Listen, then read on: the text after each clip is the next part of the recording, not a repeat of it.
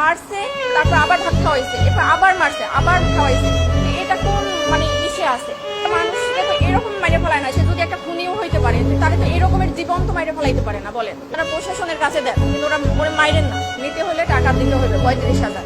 35,000 টাকা দিয়ে ছাড়াই নেন, নাহলে আমরা ওরা ছাড়বো না, ওরা আরো মারবো। ফ্যামিলির কেউই নাই একটা মানুষের। আমার আপনার কি যদি এরকম থাকতাম তো আমরাও একই পথের প্রতীক হইতাম, যে মা বাবা ভাই বোন কেউই নাই। মূলত 11টার দিকে আমার বাবাকে ফোন দেওয়া হয়েছে, রাত 11টার সময় ফোন দেওয়া হয়েছে, আপনি কি তোফাজ্জেলের মামা? তখন আমার আপা ধরছে যে তখন বলছে যে তোফাজ্জেল এরকমের আমরা ওরে আটকাইছে, এই হলে আছে, এখানে এখন ওকে মানে নিতে হলে টাকা দিতে হবে 35,000। 35,000 টাকা দিয়ে ছাড়াই নেন, নাহলে আমরা ওরা ছাড়বো না, ওরা আরো মারবো। তখন আমার আপা বললো যে আমি তো গ্রামের বাড়িতে, আমি কিভাবে করবো। তখন আমার আব্বা আমাকে ফোন দিছে যে তুমি একটু কথা বলো, তোমার জন্য নাকি এরকমের মানে উনি ওর বলে এরকমের কথাবার্তা অসম্মতি পাইছে, এই জন্য ওরে ধরছে, ওরা ওরে মারতেছে।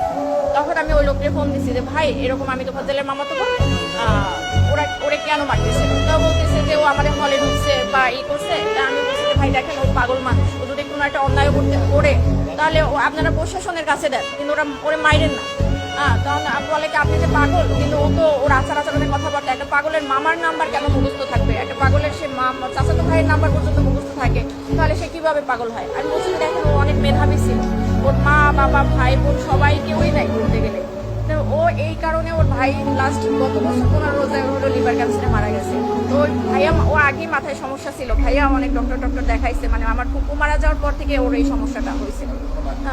কিন্তু কারো কোনো ওই যে আপনি খাবার খাচ্ছেন, আপনার থেকে টান দিয়ে নিয়ে খাইলো, মানে ওর ক্ষুধার জ্বালার কারো থেকে টাকা নিল চাইয়া, যে এইরকম। ওর বাবা মারা গেছে রোড অ্যাক্সিডেন্টে 8 বছর আগে। 5 বছর আগে ওর মা মারা গেছে লিভার ক্যান্সারে। তারপর ছিল ওরা 2 ভাই। ওর ভাই হলো নাজিরপুরের থানার এসআই নাসির হোসেন। তখন উনি গত বছর মানে পহেলা রোজায় ধরা পড়ছে ক্যান্সার, উনি 15 রোজায় মারা গেছে। তো ওর ভাই মারা যাওয়ার পরে হলো ও একদম রাস্তার উন্মাদ পাগল হয়ে গেছিল। তারপর আমরা অনেকবার ট্রাই করছি ওরে পাবনায় নেওয়া ডক্টর দেখানোর জন্য বা করার জন্য, কিন্তু ওরে মানে ইয়ং তো ওরে ওইটাও বাইকটাও রাখার মতো ওরকমই না। একবার শিকল ভাইকেও ছুটে গেছে, যেদিনকে আমরা সকালে পাবনায় নিয়ে যাবো। এখন কালকের এই অবস্থা। পরে হলো ওই লোক, আমি ফোন দিচ্ছি পর উনিও আমাকে সেম একই কথা বলছে, যে মানুষটা 4 বছর আগে থেকে পাগল, সে কিভাবে রাজনীতি করবে আর দলীয় বলতে কি? ও তো নিজের মানে পরনের কাপড়েও মাঝে মাঝে থাকতো না, তাহলে সে দলীয় করবে কি? মানুষকে তো এরকম মাইরে ফেলায় না, সে যদি একটা খুনিও হইতে পারে তাহলে তো এরকমের জীবন তো মাইরে ফেলাইতে পারে না বলেন। এটা কোন আইনে আছে আর কোথায় আছে?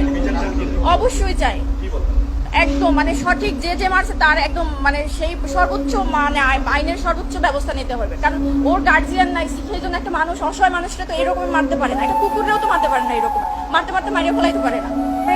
মারছে, তারপর আবার ভাত খাওয়াইছে, এরপর আবার মারছে, আবার খাওয়াইছে। তো এটা কোন মানে ইসে আছে? সে যদি কোনো একটা অন্যায় করতে পারে বা ওরা কথার অসঙ্গতি দেখায় তো তারা সন্দেহ করছে, তাহলে তাকে থানায় দিয়ে দিত। তারে 3-4 ঘন্টা মাইরা তারপর আবার থানায় মানে একটা হসপিটালে ভর্তি করায় নাই, তাকে